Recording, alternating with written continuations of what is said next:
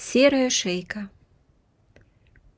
Первый осенний холод, от которого пожелтела трава, привел всех птиц в большую тревогу.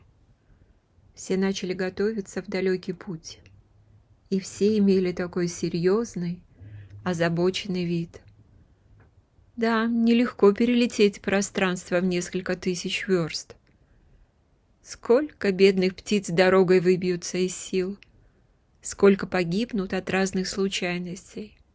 Вообще, было о чем подумать. Серьезная большая птица, как лебеди, гуси и утки, собирались в дорогу с важным видом, сознавая всю трудность предстоящего подвига.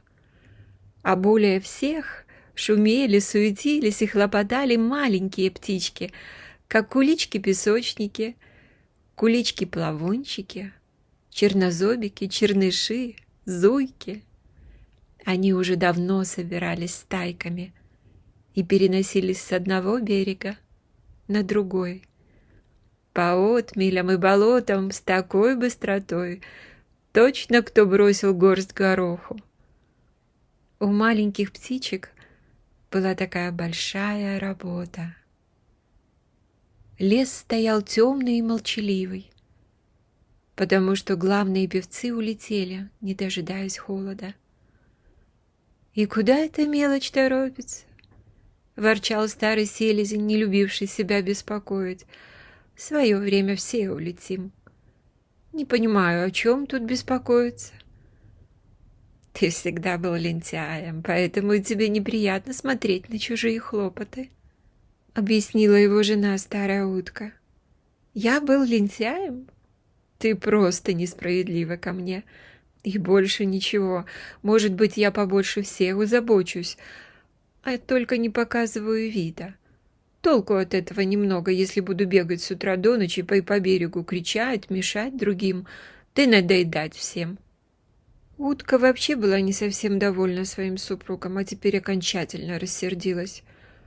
«Ты посмотри на других-то, лентяй! Вон наши соседи, гуси или лебеди. Любо на них посмотреть, живут душа в душу. Небось, лебедь или гусь не бросят своего гнезда и всегда впереди своего выводка. Да-да, а тебе до детей и дела нет. Только и думаешь о себе, чтобы набить зоб. Лентяй, одним словом. Смотреть на тебя даже противно».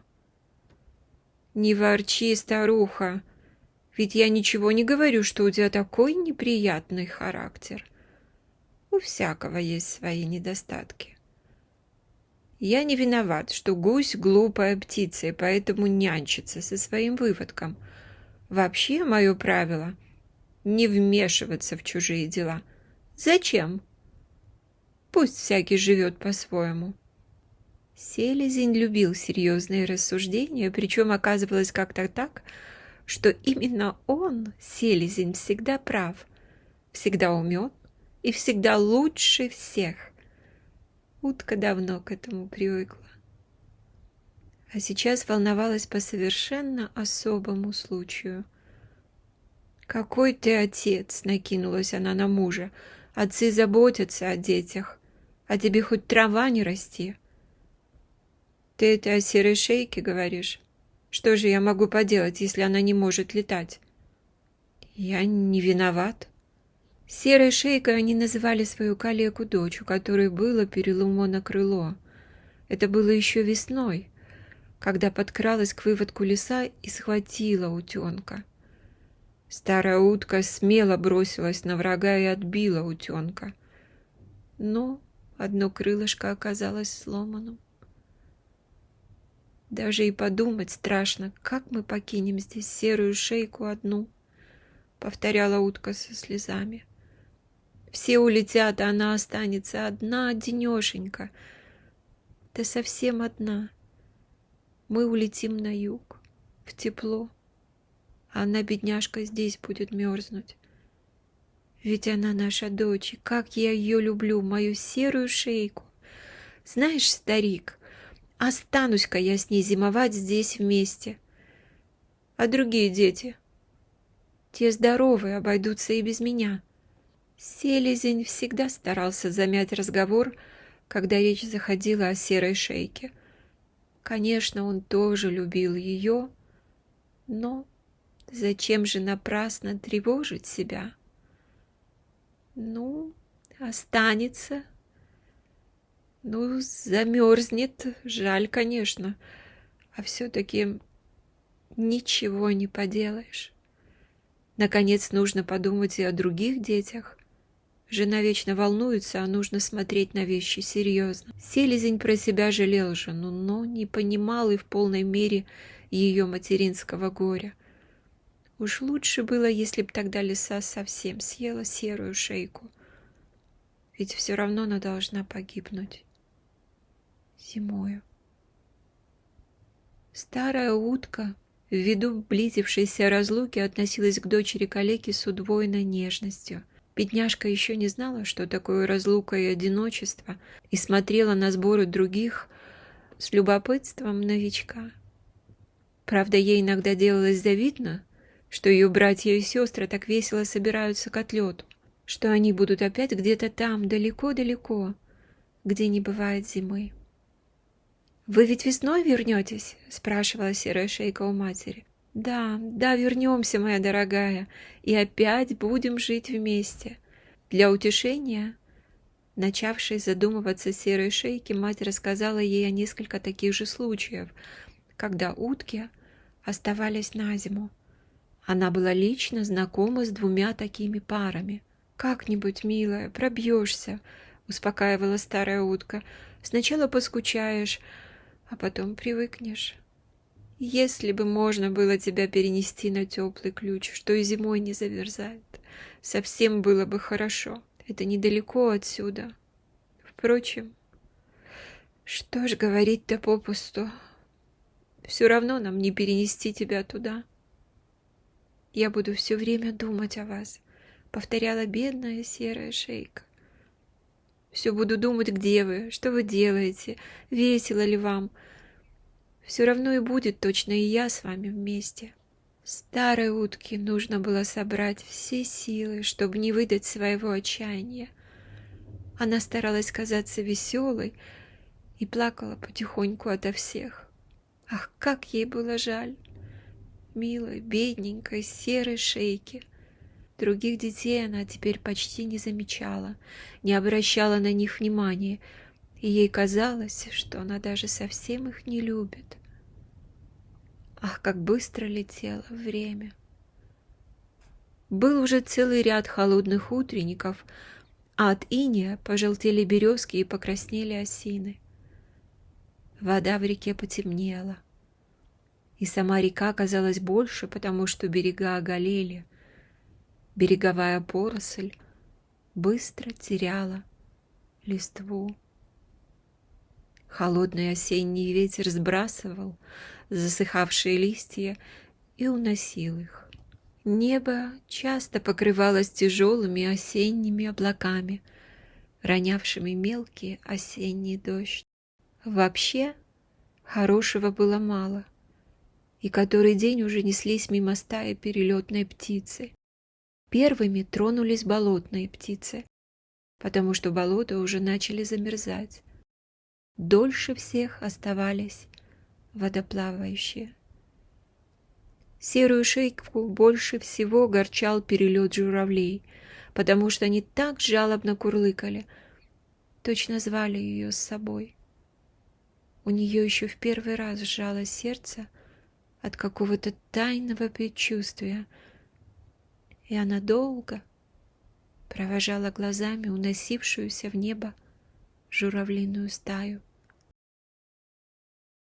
«Как им должно быть хорошо», — думала серая шейка. Лебеди, гуси и утки тоже начали готовиться к отлету. Отдельные гнезда соединялись в большие стаи. Старые бывалые птицы учили молодых. Каждое утро эта молодежь с веселым криком делала большие прогулки, чтобы укрепить крылья для далекого перелета. Умные вожаки сначала обучали отдельные партии, а потом всех вместе. Сколько было крика, молодого веселья и радости. Одна серая шейка не могла принимать участие в этих прогулках и любовалась ими только издали. Что делать? Приходится мириться со своей судьбой. Зато как она плавала, как ныряла, вода для нее составляла все. «Нужно отправляться. Пора», — говорили старики-вожаки. «Что нам здесь ждать?» А время летело, быстро летело. Наступил и роковой день. Вся стая сбилась в одну живую кучу на реке. Это было ранним осенним утром, когда вода еще покрыта густым туманом. Утиный косяк сбился из 300 штук. Слышно было только кряканье главных вожаков. Старая утка не спала всю ночь. Это была последняя ночь, которую она проводила вместе с серой шейкой. «Ты держись вон около того берега, где в реку сбегает ключик», — советовала она. «Там вода не замерзнет целую зиму». Серая шейка держалась в стороне от косяка, как чужая. Да все так были заняты общим отлетом, что на нее никто не обращал внимания. У старой утки изболелось сердце. Глядя на бедную серую шейку, несколько раз она решала про себя, что останется. Но как останешься, когда есть другие дети, и нужно лететь вместе с косяком? «Ну, трогай!» — громко скомандовал старый вожак. И стая поднялась разом вверх. Серая шейка осталась на реке одна и долго провожала глазами улетавший косяк. Сначала все летели одной живой кучей, а потом вытянулись в правильный треугольник и скрылись. «Неужели я совсем одна?» — думала серая шейка, заливаясь слезами. «Лучше бы было, если б тогда лиса съела меня».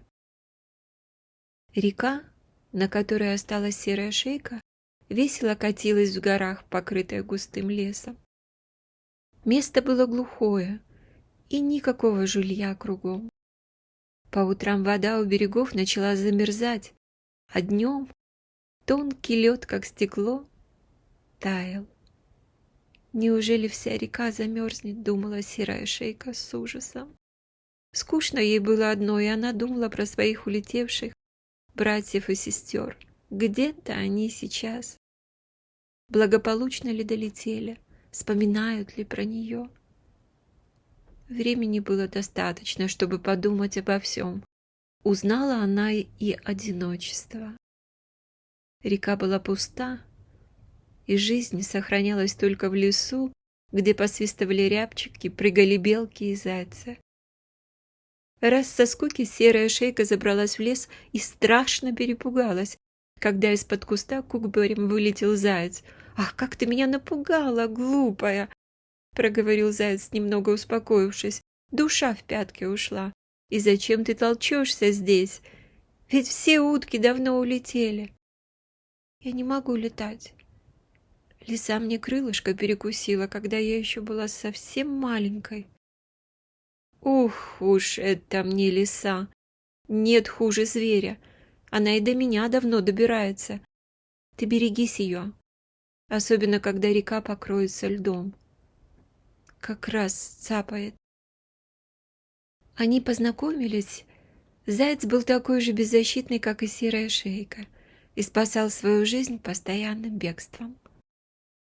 «Если бы мне крылья, как птицы, так я бы, кажется, никого на свете не боялся. У тебя вот хоть и крыльев нет, но зато ты плавать умеешь. А не то возьмешь и нырнешь в воду», — говорил он. «А я постоянно дрожу со страху. У меня кругом враги.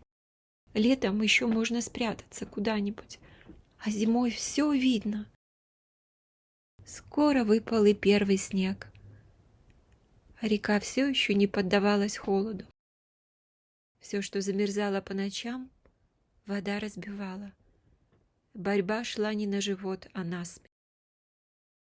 Всего опаснее были ясные звездные ночи, когда все затихало, и на реке не было волн. Река точно засыпала, но холод старался сковать ее льдом сонную. Так и случилось. Была тихая, тихая звездная ночь. Тихо стоял темный лес на берегу, точно стража из великанов. Горы казались выше, как это бывает ночью. Высокий месяц обливал все своим трепетным, искрившимся светом.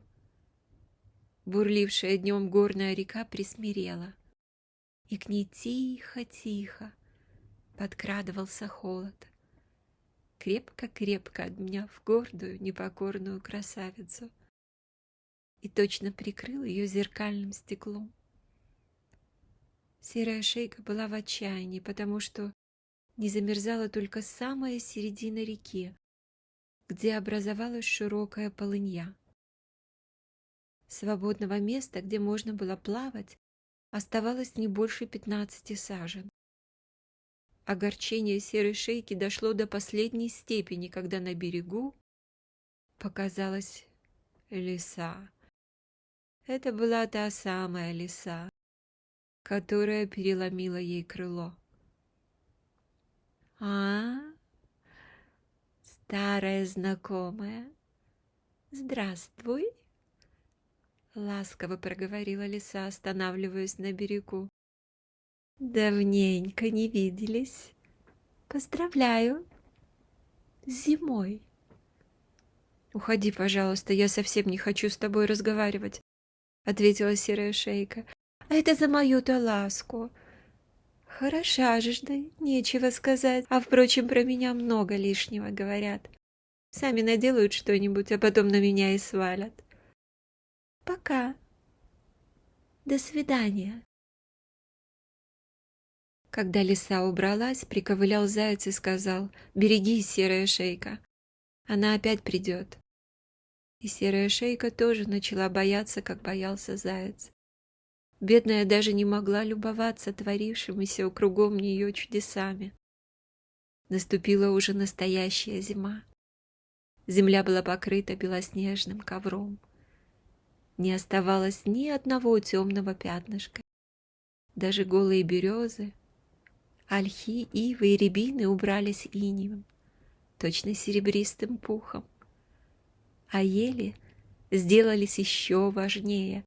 Они стояли засыпанные снегом, как будто надели дорогую, теплую шубу. Да, чудно, хорошо было кругом, а бедная серая шейка знала только одно, что эта красота не для нее, и трепетала при одной мысли, что ее полынья вот-вот замерзнет, и ей некуда будет деться. Лиса действительно пришла через несколько дней, села на берегу и опять заговорила. «Соскучилась я по тебе, уточка. Выходи сюда. А не хочешь, так я сама к тебе приду. Я не спесива». И лиса принялась ползти осторожно по льду к самой полынье. У серой шейки замерло сердце. Но лиса не могла подобраться к самой воде, потому что лед был еще очень тонок. Она положила голову на передние лапки, облизнулась и проговорила: «Какая же ты глупая, уточка, вылезай на лед. А, впрочем, до свидания. Я тороплюсь по своим делам». Лиса начала приходить каждый день и проведать, не застыла ли полынья. Наступившие морозы делали свое дело. От большой полыньи оставалось всего одно окно в сажень величиной. Лед был крепкий, и лиса садилась на самом краю. Бедная серая шейка со страху ныряла в воду, а лиса сидела и зло посмеивалась над ней. «Ничего, ныряй, а я тебя все равно съем. Выходи лучше сама». Заяц видел с берега, что проделывала лиса, и возмущался всем своим заячьим сердцем. Ах, какая это бессовестная лиса, какая несчастная эта серая шейка. Съест ее лиса. По всей вероятности, лиса съела бы серую шейку, когда полынья замерзла бы совсем. Но случилось иначе. Заяц все видел своими собственными косыми глазами. Дело было утром. Заяц выскочил из своего логова покормиться и поиграть с другими зайцами. Мороз был здоровый, и зайцы грелись, поколачивая лапку о лапку. Хотя и холодно, а все-таки весело. «Братцы, берегитесь!» — крикнул кто-то. Действительно, опасность была на носу. На опушке леса стоял сгорбленный старичок-охотник, который подкрался на лыжах совершенно неслышно и высматривал, которого бы зайца застрелить. «Эх, теплая старухи шуба будет», — соображал он, выбирая самого крупного зайца. Он даже прицелился из ружья, но зайцы его заметили и кинулись в лес, как сумасшедшие. «Ах, лукавцы!» — рассердился старичок. «Вот уже я вас! Того не понимают глупые, что нельзя старухе без шубы. Не мерзнуть же ей!» «А вы Акинтича не обманете, сколько ни бегаете. Акинтич-то похитрее будет». А старуха Акинтичу вон как наказывала. «Ты смотри, старик, без шубы не приходи. А вы, Эква, сигать!» Старичок пустился разыскивать зайцев по следам, но зайцы рассыпались по лесу, как горох. Старичок порядком измучился, обругал лукавых зайцев и присел на берегу реки отдохнуть. «Эх, старуха, старуха! Убежала наша шуба», — думал он вслух. «Ну вот отдохну и пойду искать другую». Сидит старичок, горюет, а тут, глядь, лиса по реке ползет. Так ползет, точно кошка. «Ге-ге, вот так штука!» — обрадовался старичок. «К старухиной-то шубе воротник сам ползет. Видно, пить хотела, а то, может, и рыбки вздумала половить». Лиса действительно подползла к самой полынье, в которой плавала серая шейка, и улеглась на льду. Стариковские глаза видели плохо, и из-за лисы не замечали утки. «Надо так ее застрелить, чтобы воротника не испортить», — соображал старик, прицеливаясь в лесу. «А то вот как бы старуха будет браниться, если воротник-то в дырьях окажется».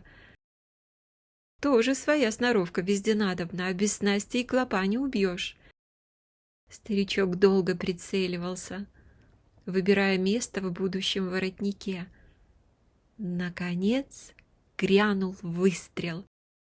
Сквозь дым от выстрела охотник видел, как что-то метнулось по льду и со всех ног кинулся к полынье.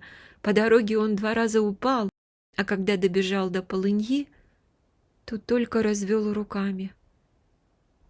Воротника так и не бывало, а в полынье плавала одна перепуганная серая шейка. «Вот так штука!» — ахнул старичок, разводя руками. «Первый раз вижу, как лиса в утку обратилась. Ну и хитер зверь!» «Дедушка, лиса убежала», — объяснила серая шейка. «Убежала? Вот тебе старуха и воротник в шубе. Что ж теперь я буду делать? Ну и грех вышел. А ты, глупая, зачем тут плаваешь?» «А я, дедушка, не могла улететь вместе с другими. У меня одно крылышко попорчено». «Ах, глупая, глупая! Так ведь замерзнешь здесь, или лиса тебя съест». «Да...» Старичок подумал, покачал головой и решил: «А вот что с тобой мы сделаем. Я тебя внучкам унесу, вот тут-то обрадуется. А весной ты, старухи, яичек нанесешь, да утяток выведешь. Так я говорю? Вот то-то глупая». Старичок добыл серую шейку из полыньи и положил за пазуху. «А старухе я ничего не скажу», — соображал он, направляясь домой. Пусть ее шуба с воротником все еще погуляет в лесу. Главное, внучки вот как обрадуются. Зайцы все это видели и весело смеялись. Ничего, старуха и без шубы на печке не замерзнет.